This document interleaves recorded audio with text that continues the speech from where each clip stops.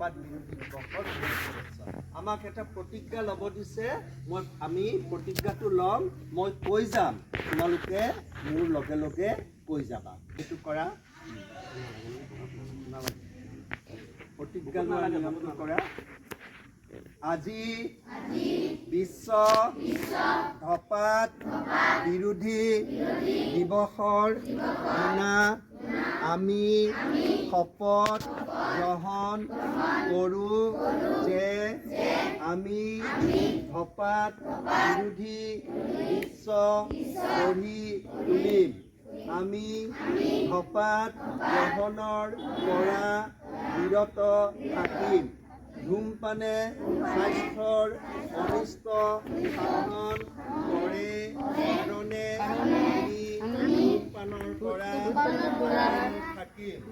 আজি আমি ধূমপানৰ বিৰুদ্ধে প্ৰতিজ্ঞা গ্ৰহণ কৰিছোঁ। আকৌ কোৱা, আজি আমি ধূমপানৰ বিৰুদ্ধে প্ৰতিজ্ঞা গ্ৰহণ কৰিছোঁ। আকৌ কোৱা, আজি আমি ধূমপানৰ বিৰুদ্ধে প্ৰতিজ্ঞা গ্ৰহণ কৰিছোঁ।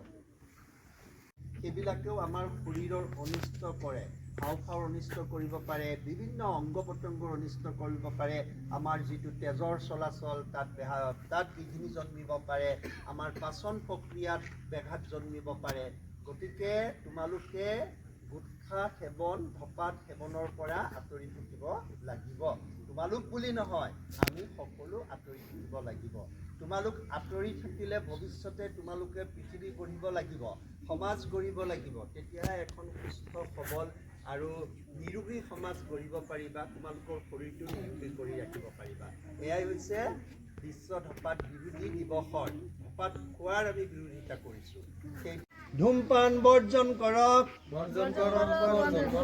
ধূমপান বৰ্জন কৰক, ধূমপান বৰ্জন কৰক, ধূমপানৰ পৰা আঁতৰি থাকক, ধূমপানৰ পৰা আঁতৰি থাকক, ধূমপানৰ পৰা আঁতৰি থাকক।